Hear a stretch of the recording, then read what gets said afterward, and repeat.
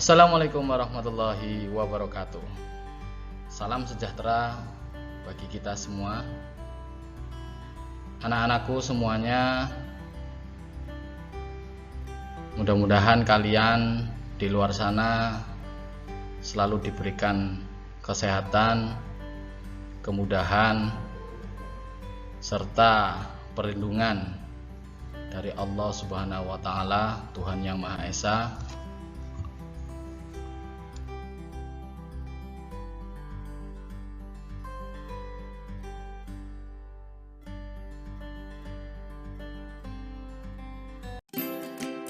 Oke, adanya pandemi COVID-19 yang hingga saat ini masih melanda negara kita, Indonesia, sehingga menyebabkan salah satunya dalam bidang pendidikan kita itu terganggu, terkendala, hingga akhirnya kalian sebagai peserta didik mau tidak mau kalian harus belajar dari rumah, kalian harus sekolah di rumah. Tentunya yang saya harapkan dengan adanya program yang seperti ini, karena program ini memang tidak direncanakan, semangat kalian tetap sama, semangat belajar kalian tetap sama. Nah, pada video pembelajaran kali ini saya selaku pengampu mata pelajaran geografi ingin menyampaikan, ingin membahas tentang materi geografi. Khususnya di sini nanti yang akan kita bahas adalah pengetahuan dasar pemetaan, penginderaan jauh serta sistem informasi geografis. Tapi pada video kali ini saya hanya akan membahas tentang pengetahuan dasar pemetaan. Untuk penginderaan jauh serta SIG-nya nanti di video selanjutnya.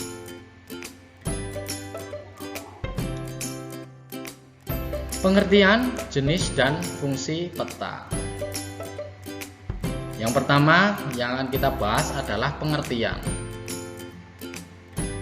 Coba kita baca bersama bahwa peta secara umum adalah rupa permukaan bumi yang digambarkan menggunakan suatu sistem proyeksi dengan skala tertentu sehingga dapat disajikan dalam bidang datar.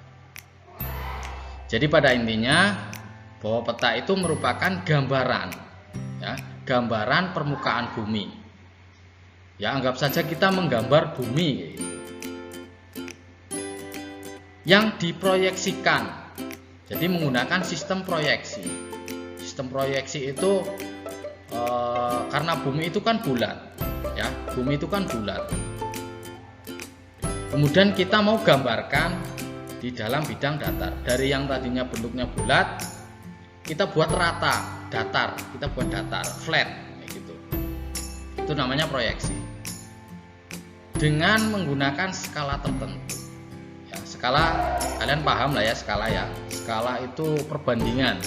Jadi perbandingan antara tadi yang bidang datar tadi dengan bidang sebenarnya, dengan wilayah sebenarnya, dengan tempat sebenarnya yang kita petakan. Jadi buminya itu kita gambarkan, kita pindahkan di bidang datar. Nah, materi peta ini tentunya kalian sudah pernah dapatkan di waktu kalian masih SMP ya. Di SMP kalian sudah mendapatkan materi peta di pelajaran IPS. Kemudian di SD juga tentunya sudah pernah, meskipun kalian misalkan sudah tahu peta Indonesia itu seperti apa, kemudian kalian itu sekarang tempatnya itu di kabupaten mana, kemudian kalian itu di provinsi mana, di pulau mana, pulau-pulau besar di Indonesia itu apa saja. Tentunya kalian sudah paham lah, sudah tahu. Jadi itu intinya. Jadi kita menggambar bumi, gitu. Kita menggambar bumi dari bumi yang bulat kita pindahkan ke dalam bidang datar. Kemudian itu di bawahnya, menurut Perhimpunan Kartografi Internasional, peta merupakan gambaran atau representasi. Sama berarti ya, gambaran. Representasi unsur-unsur kenampakan abstrak yang dipilih dari permukaan bumi dalam kaitannya dengan permukaan bumi atau benda-benda angkasa. Jadi ada di situ sama lah intinya. Pada intinya sama. Gitu. Paham ya? Saya kira paham lah. Kita masuk ke jenis-jenis peta. Ya, jenis-jenis peta. Yang pertama, peta umum. Peta umum. Kalian bisa baca di buku atau di referensi lain, di buku, di LKS, di modul, kemudian di internet. Ya, kalian bisa cari di situ jenis-jenis peta. Yang pertama adalah peta umum, menggambarkan segala sesuatu di permukaan bumi secara umum. Nah, ini contohnya, ada peta korografi. Peta yang menampilkan permukaan bumi, ya, baik seluruh ataupun sebagian. Nah, ini bisa kalian lihat contohnya itu di atlas. Ini khusus anak IPS ini, ya minimal kalian di rumah punya lah atlas. Ya bukan hanya IPS sih, bukan hanya IPS saja, di jurusan-jurusan lain pun ya harus punya kalau menurut saya. Karena kita tahu bahwa negara kita ini memiliki banyak sekali pulau, bahkan pulau-pulau kecilnya itu sangat banyak sekali. Kurang lebih itu 17.000 sekian. Kalau kalian punya atlas kan ya minimal yang pulau-pulau besar di negara kita itu kalian tahu, kalian paham. Jangan sampai nanti kalian warga Cilacap tapi Pulau Nusa Kambangan nggak tahu. Itu jangan sampai.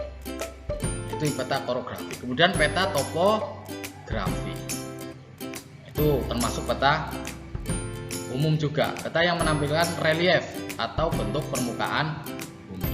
Nah, itu yang paling, itu kan ada gradasi warna, ada hijau, ada kuning, ada orange, ada sampai coklat itu. Nah, itu ada keterangannya.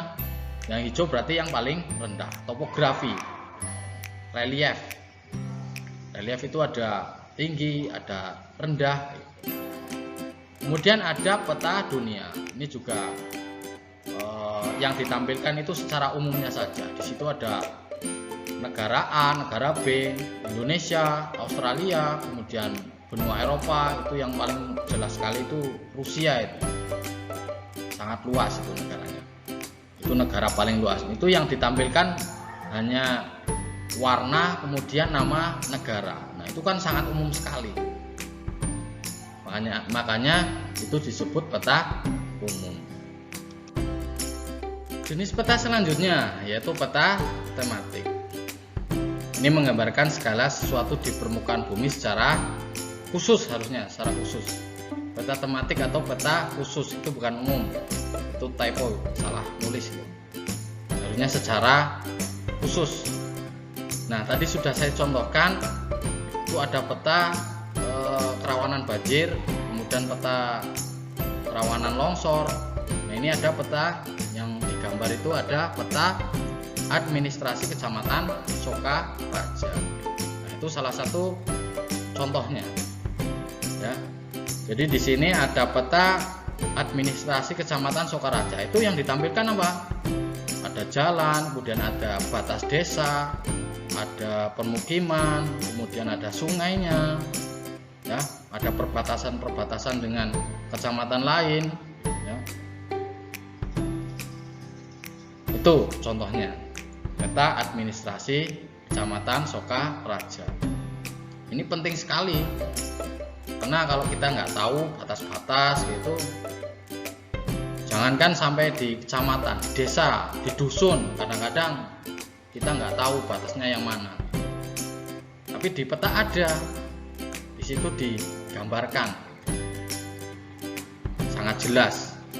Nah, berdasarkan skala, peta itu dibagi menjadi 4. Yang pertama peta kadaster yang memiliki skala yang sangat besar, yaitu 1:100 sampai 1:5000. Contohnya peta yang digunakan untuk membuat sertifikat tanah. Nah, itu peta kadaster. Jadi wilayahnya semakin sempit. Ketika peta skalanya besar, semakin besar, berarti wilayahnya semakin sempit. Kemudian peta skala besar, itu skalanya 5.000 sampai 250.000. Ini contohnya wilayahnya adalah desa, kecamatan gitu. Itu peta skala besar. Skala sedang dari 250 sampai 500.000. Ini contohnya provinsi, kabupaten, provinsi, bahkan pulau gitu. Kalau peta skala kecil, nah ini skala kecil berarti kalau skalanya semakin kecil, berarti wilayahnya semakin luas. Ini contohnya mencakup peta negara, peta benua, ya. Ini contohnya. Paham ya? Kemudian fungsi peta. Tadi kita sudah bahas tentang apa itu peta, kemudian jenis-jenisnya apa saja.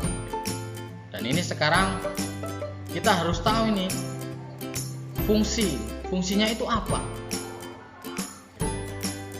Kita serius sekali bahas peta. Ada fungsinya enggak? Ada.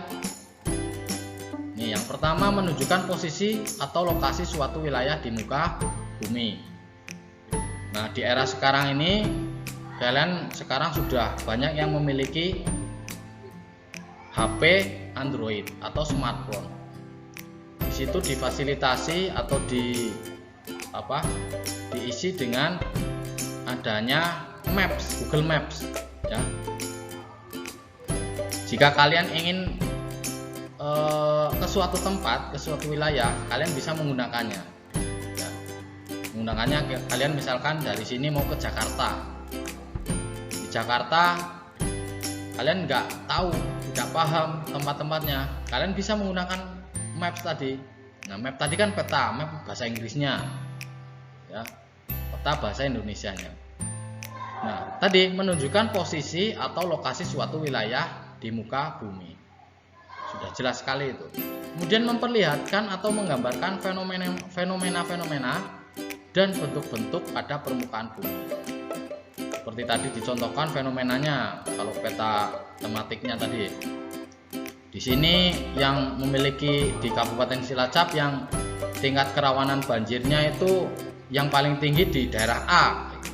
Kemudian bentuk permukaan buminya itu di situ adalah dataran yang rendah gitu, cekungan misalkan gitu.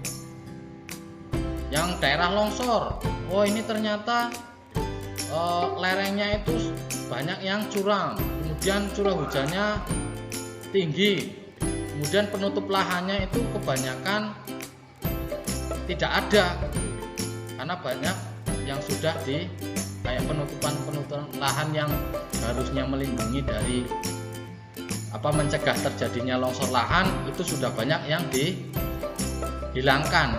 Misalkan pohonnya sudah banyak ditebangi, diganti dengan tanaman lain yang tidak bisa menahan longsor. Yang selanjutnya memperlihatkan ukuran, luas daerah dan jarak di permukaan bumi. Nah, kita bisa tahu dari situ ukurannya karena tadi ada skala. Kalau skalanya sekian, berarti otomatis di wilayah yang sebenarnya itu sekian, bisa kita ketahui, bisa kita hitung. Luasnya luasnya kita bisa tahu bahwa misalkan di desa kita itu luasnya berapa, itu bisa kita ketahui kalau kita petakan. Jarak di permukaan bumi, ya tadi 1 cm berbanding misalkan 250.000, berarti 1 cm di peta, 250.000 cm di wilayah sebenarnya. Kemudian menyajikan informasi dalam konteks keruangan. Ya, jelas informasi ruang. Tadi adanya misalkan di sini wilayah administrasi kecamatan Sidareja, atau di sini keruangan atau lokasi informasi kecamatan Patimuan, Kabupaten Cilacap. Sudah jelas di situ. Kita lanjut ke slide berikutnya. Kemudian tujuan dari pembuatan peta. Ya. Yang pertama, membantu suatu pekerjaan, misalnya dalam hal navigasi atau suatu perencanaan. Jadi dalam rencana pembangunan tentu sangat dibutuhkan sekali. Yang namanya peta itu sangat dibutuhkan sekali.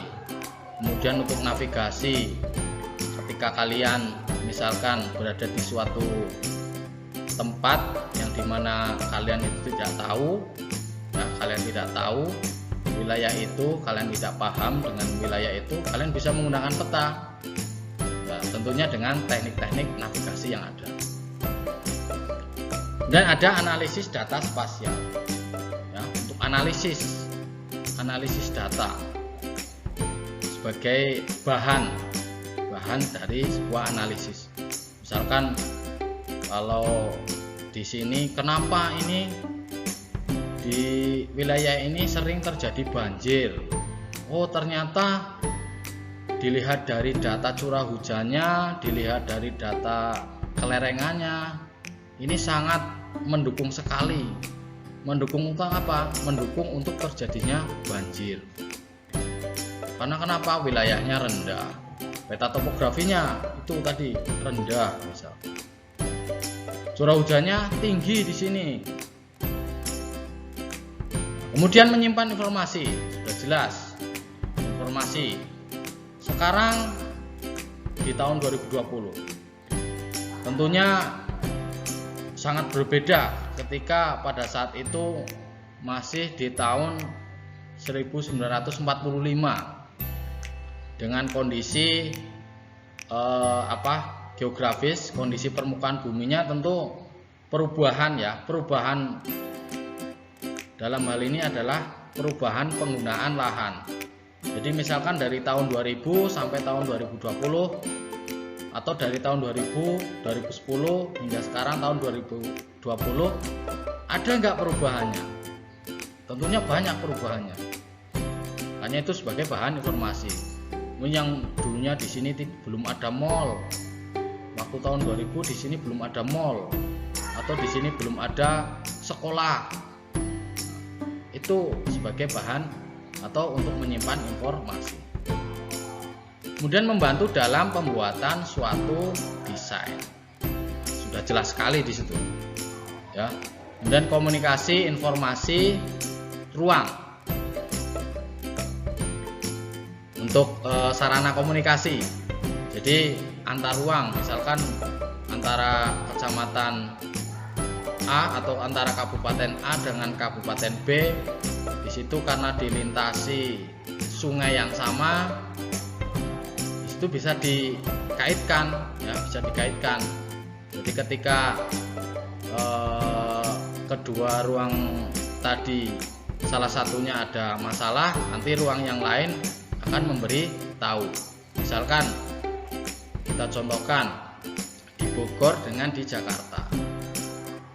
Ketika di Jakarta itu tidak hujan, ya, tapi di Bogor hujan, mungkin nggak di Jakarta itu akan terjadi banjir? Ya mungkin, bukan mungkin lagi, sudah pasti. Karena air banjir yang ada di Jakarta itu kebanyakan itu dihasilkan karena dari hulu sungainya. Hulu sungainya itu ada di kota Bogor atau di Kabupaten Bogor, di wilayah Bogor lah. Jadi seperti itu. Ada keterkaitan, ada komunikasi antar ruang. Untuk sarana komunikasi antar ruang. Jadi antara pemerintah Jakarta dengan pemerintah wilayah Bogor. Kemudian keterampilan dasar membaca dan membuat peta. Ya, komponen atau kelengkapan sebuah peta. Yang pertama ada judul peta. Biasanya itu terletak di bagian atas, ya, atau ada juga yang di bagian samping, bahkan di bawah. Itu judul. Kalau tidak ada judulnya, ya namanya, kalau kita paham ya pasti tahu, tapi kalau orang awam biasanya ya kalau nggak ada judulnya tidak akan tahu ini wilayah mana gitu, peta wilayah mana. Kemudian garis tepi, jadi pembatas di wilayah di petanya. Kemudian orientasi itu arah mata anginnya, ini arah utaranya mana. Biasanya yang ditunjukkan adalah arah utara. Dan skala, tadi perbandingannya berapa, skalanya berapa. Legenda atau keterangan sebuah peta. Legenda itu menerangkan ini yang bentuknya seperti ini atau yang warnanya merah, warnanya biru, ini keterangannya apa.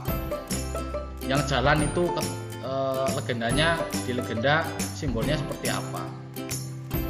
Atau kebalikannya, ketika simbolnya di peta itu bentuknya bulat, nah keterangannya itu ada di legenda, diterangkan di legenda. Tadi skala tadi sudah ya, sudah dibahas. Nah, kita lihat slide berikutnya. Ya, masih kelanjutannya. Jadi ada koordinat. Ya, ada koordinat, garis bujur dan garis lintang. Nah, kalau tidak melihat langsung di gambarnya tentu kalian belum paham ya. Ada simbol tadi ya, simbol itu di peta, kemudian nanti diterangkan di tadi ada legenda tadi, diterangkan di legenda untuk mewakili benda yang sebenarnya pada peta. Dan lettering, penamaan, tulisan. Kalau yang miring, yang tebal gitu, itu lettering namanya. Kemudian warna peta tadi ya, warnanya ada warna merah itu menerangkan apa, warna hijau itu apa ya. Nah, itu fungsinya untuk menonjolkan perbedaan objek pada peta. Yang hijau apa, itu untuk keterangan wilayah apa misalkan. Ada sumber dan tahun pembuatan. Ya, sumbernya jelas ada, tidak mungkin tidak ada sumbernya.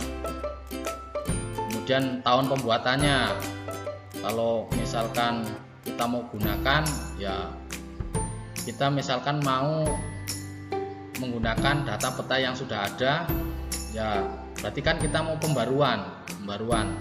Misalkan di peta tersebut belum ada desanya masih 15, sementara sekarang sudah ganti jadi 17, otomatis kan sudah ada perubahan. Nanti sumbernya dicantumkan sumbernya, kemudian tahun pembuatannya. Nah, ini kenampakannya. Coba saya tampilkan di pointernya. Ini garis tepi. Garis tepi ini ya pembatas antara peta, jadi supaya tidak sampai kemana-mana ini dibatasi garis tepi ini.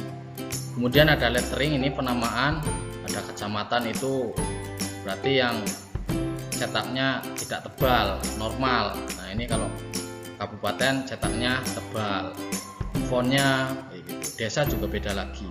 Warna ini menunjukkan apa, misalkan ini warnanya pink, kemudian warnanya orange, warnanya hijau. Nah, itu nanti akan diterangkan di mana? Legenda.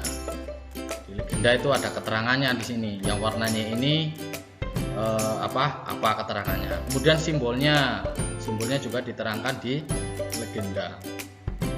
Simbol-simbolnya. Skala peta. Nah, ini tadi ada skala yang batang, ada skala yang nomor. Jadi misalkan skala 1:1 juta. Ketika di peta 1 cm, 1 juta cm-nya itu di wilayah sebenarnya atau tempat sebenarnya. Orientasi, arah mata angin. Nah, ini menunjukkan arah berarti yang atas itu yaitu sudah jelas. Kalau yang atas itu berarti yang arah utara. Dan ada sumber, ya, sumber peta di sebelah sini. Ini sumbernya. Ini sumbernya. Kemudian ada tahun pembuatannya. Kemudian ada ini judulnya di samping ini. Biasanya ada yang di atas atau ada yang di bawah. Seperti itu ya. Paham kalau sudah melihat gambarnya.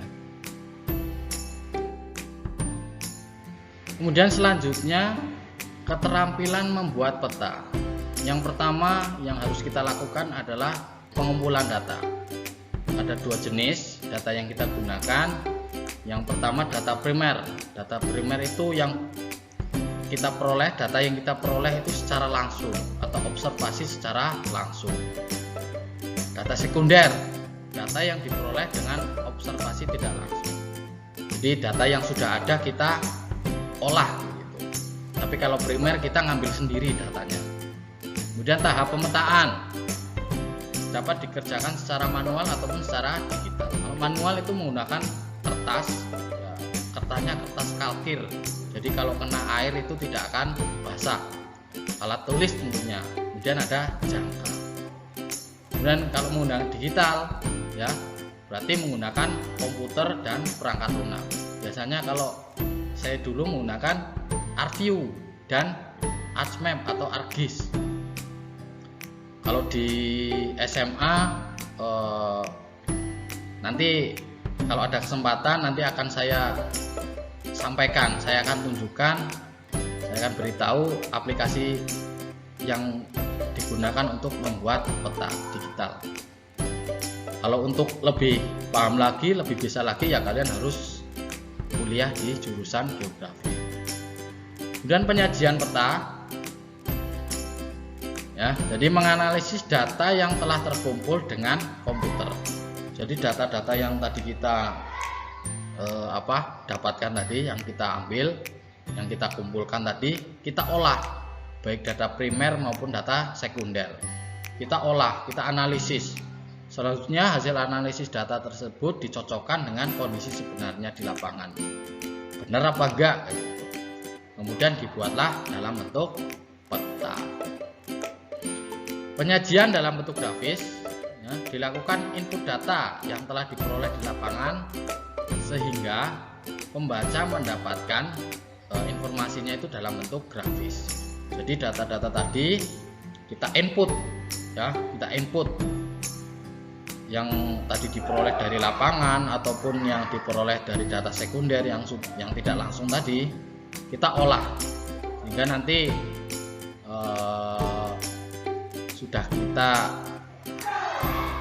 sudah bisa kita gunakan informasi tersebut, bahwa hasilnya itu benar adanya karena memang hasil dari pengolahan. Persyaratan peta yang baik yaitu pertama, bentuk-bentuk daerah, pulau, dan benua yang digambarkan pada peta harus sama seperti bentuk aslinya di permukaan bumi. Jadi tidak boleh ketika bentuk aslinya itu bulat, karena kita kesalahan ataupun sengaja kita bentuk menjadi kotak atau bentuknya tidak sama lah, intinya itu tidak boleh. Jadi bentuknya harus benar-benar sama.